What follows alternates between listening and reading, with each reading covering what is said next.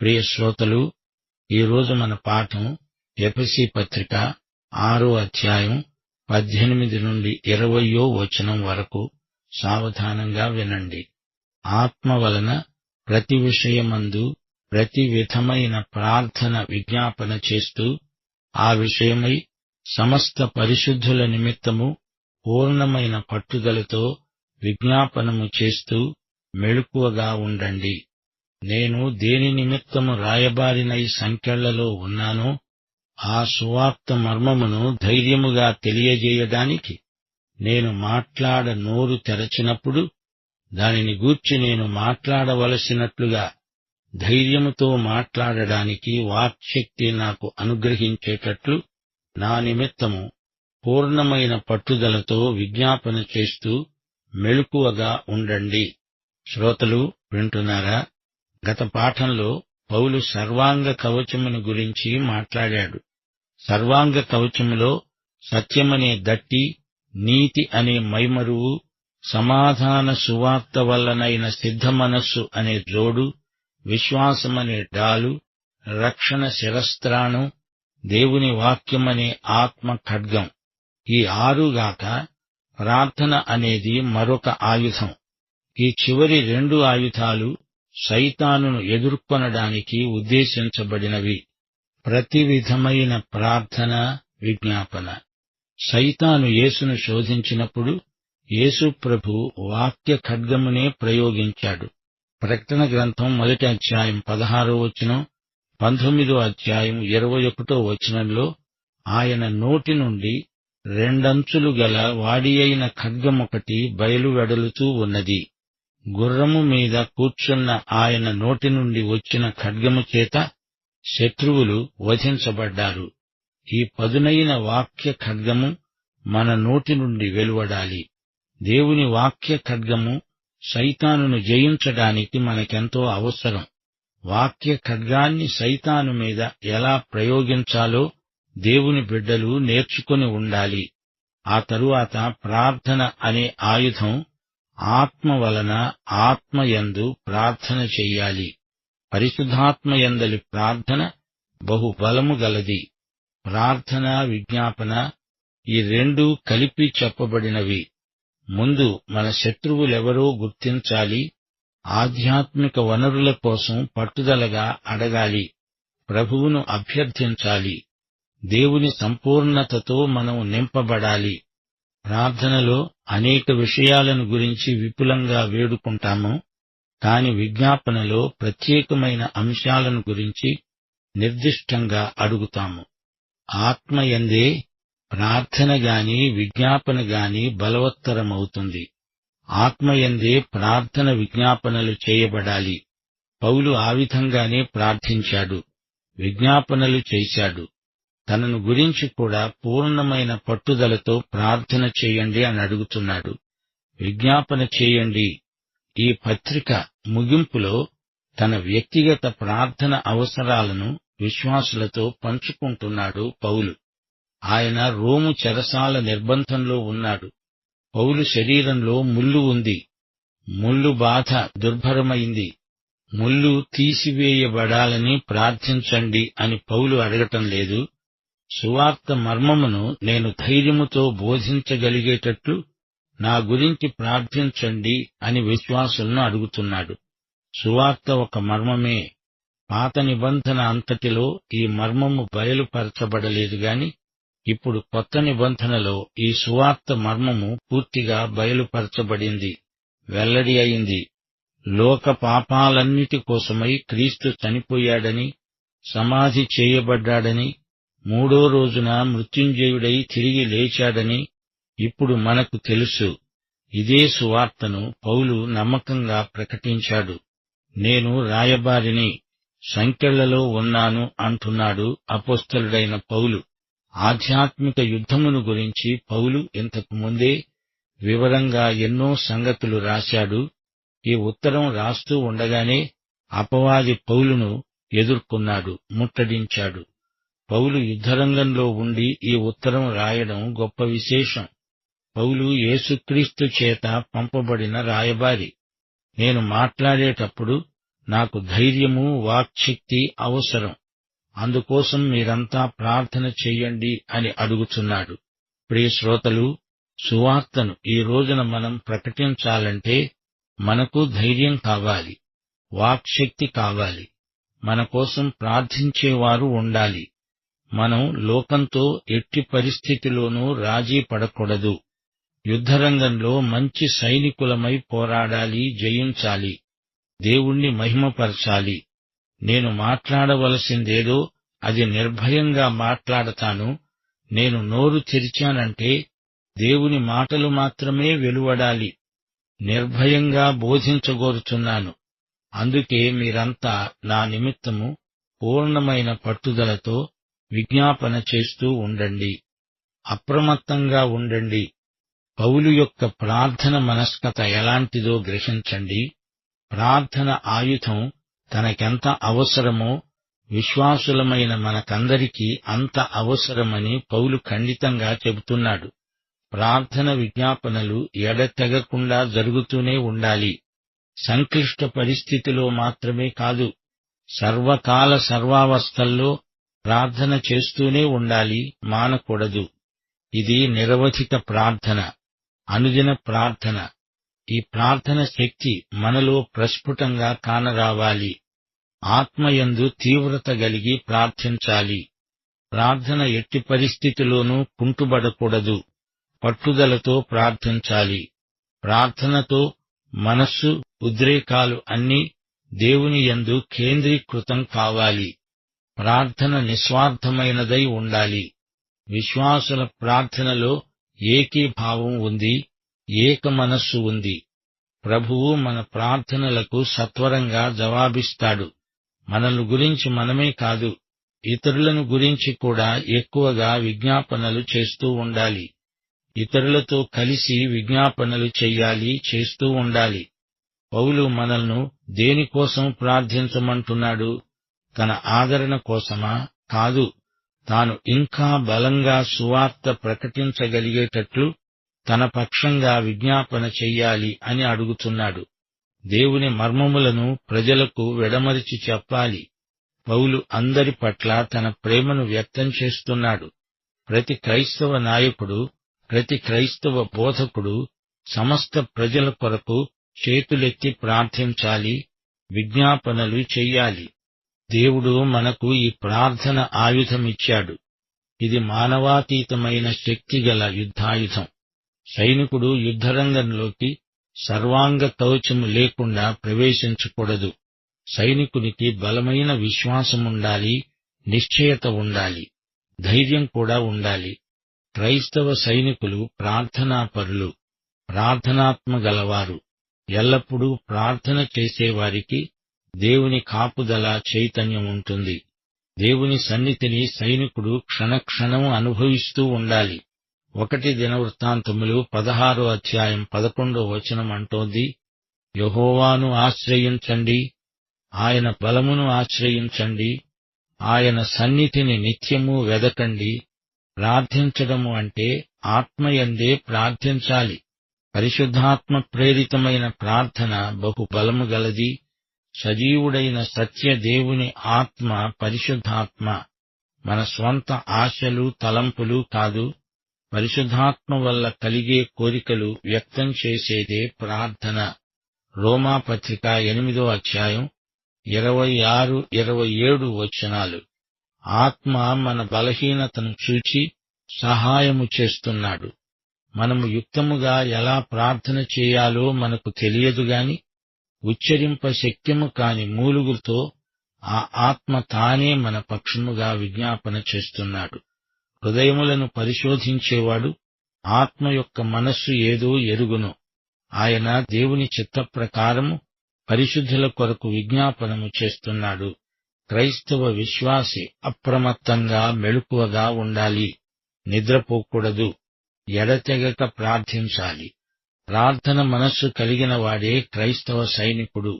మత్తయి సువార్త 26వ అధ్యాయం 41వ వచనంలో ప్రభు అన్నాడు, మీరు శోధనలో ప్రవేశించకుండా మెలకువగా ఉండి ప్రార్థన చెయ్యండి. ఆత్మ సిద్ధమే కాని శరీరము బలహీనము. క్రైస్తవ సైనికుడు తన తోటి సైనికులందరి పక్షాన విజ్ఞాపన చెయ్యాలి. సైనికులందరిలో సమైక్యత ఉంటేనే జయం. ప్రియ శ్రోతలు, ఎఫెసీ పత్రిక 1వ అధ్యాయం 15-16 వచనాలలో పౌలు చేసిన ప్రార్థనను జ్ఞాపకం చేసుకోండి. ప్రభువైన యేసునందలి మీ విశ్వాసమును గూర్చి, పరిశుద్ధులందరి ఎడల మీరు చూపుతున్న విశ్వాసమును గూర్చి నేను విన్నప్పటి నుండి మీ విషయమై మానక దేవునికి కృతజ్ఞతాస్తుతులు సమర్పిస్తున్నాను. పరిశుద్ధులందరి పట్ల వారికి ఎంతో ప్రేమ ఉంది. నాయకులందరి కోసం విశ్వాసులు ప్రార్థన చెయ్యాలి. ప్రార్థనల్లో విశ్వాసులందరూ తమ నాయకులతో కలిసి పోరాడాలి. ఆత్మ వలని ప్రేమను బట్టి పౌలు విశ్వాసులను విజ్ఞాపన ప్రార్థనల కోసం అడుగుతున్నాడు, బ్రతిమలాడుతున్నాడు. మా కోసం ప్రార్థించండి.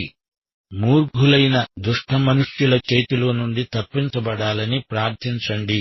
2 తెస్సలోని 3వ అధ్యాయం 1వ వచనంలో పౌలు విశ్వాసులను కోరుతున్న విషయమిదే. క్రైస్తవుడు, ఒక సైనికుడు, ప్రార్థనాపరుడు, ఎడతెగక ప్రార్థన చేసే విజేత. యేసు జయమే సైనికుని జయం. ప్రార్థన అనేది ఏదో ఒక మత విషయిక వ్యాయామం కాదు, కసరత్తు కాదు. సజీవుడైన దేవునితో సంభాషణ. తండ్రిని అడిగి మనకు కావలసింది ఆయన మహిమార్థమై తీసుకోవడం. ఇదే ప్రార్థన విధానం. శ్రోతలు, జ్ఞాపకం పెట్టుకోండి, ఆత్మయందు ప్రార్థించాలి. ప్రార్థనలో పరిశుద్ధాత్మ మనకెంతో సాయం చేస్తాడు. సైతాను బారి నుండి, లోకం నుండి నిన్ను దేవుడు కాపాడాలంటే నీవు ప్రార్థన పరుడివై ఉండాలి. దేవుని వెలుగు మనల్ని ఆవరించాలి. దేవుని ప్రేమ మనల్ని నింపాలి. దేవుని శక్తి మనల్ని కాపాడాలి. దేవుని సన్నిధి మనల్ని కనిపెట్టి చూడాలి. అప్పుడే మనం దేవుని పర్యవేక్షణలో ఉన్నట్లు. ప్రార్థన జీవితం ప్రయోగవంతమైనది. ప్రార్థన జీవితానికి దోహదపడే వ్యాసంగాలలో పాల్గొనాలి. విశ్వాసులుగా మనమందరము ఆధ్యాత్మిక పోరాటంలో ఉన్నాము. ఆధ్యాత్మిక రణరంగమిది. ఈ యుద్ధం అసాధారణమైనది. మానవుడు పాపి కాబట్టి ఈ అంతర్యుద్ధం తప్పదు. రక్షించబడిన మన పక్షాన ప్రభువున్నాడు.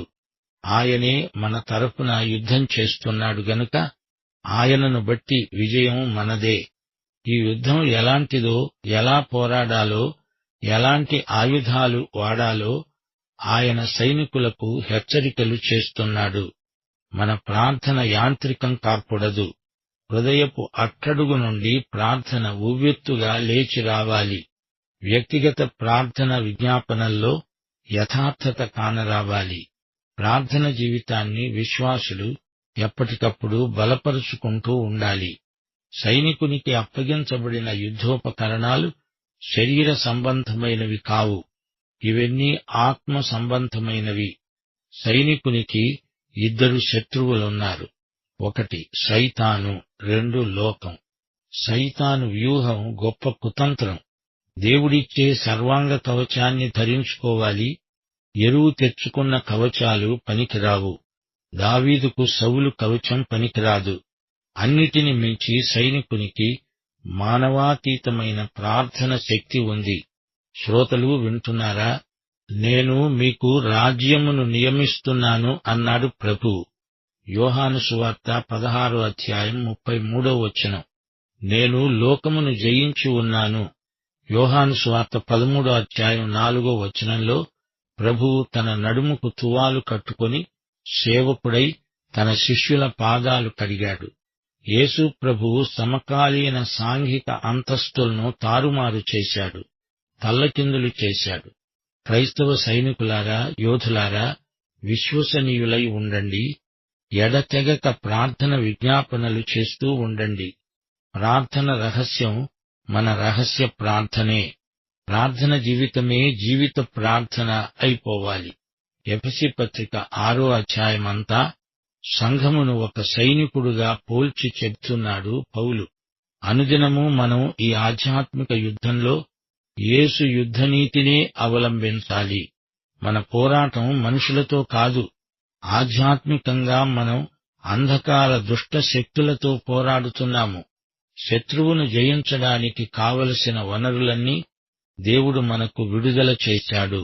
సమస్తము నెరవేర్చిన వారై నిలువబడాలి. సైతానీయ దుష్ట శక్తులు మనల్ని చుట్టుముట్టి ఉన్నాయి. ప్రతిరోజూ మనం ఈ సర్వాంగ కవచం ధరించుకుని యుద్ధ సన్నద్ధులమై ఉండాలి. దేవుని కాపుదల, ఆత్మ నింపుదల, ఈ రెండిటినీ సరిగా అవగాహన చేసుకోవాలి. ప్రార్థన అనేది ఒక ప్రత్యేక ఆయుధం కాదు. మిగతా ఆయుధాలన్నింటినీ వాడడానికి ప్రార్థన బలము ఎంతో అవసరం. సర్వాంగ కవచం ధరించుకొని యుద్ధానికి సిద్ధపడతాము నిజమే గాని ప్రార్థనే ఒక మహా పోరాటం. ఈ ప్రార్థన పోరాటంలో దేవుని వాక్యమనే ఆయుధం ప్రయోగిస్తాము. సైతానును ఓడించడానికి వాడే ఆయుధం దేవుని వాక్యం. సత్యమనే గట్టి వాక్యమే. దేవుని వాక్యమనే ఆత్మ ఖడ్గం ఉంది.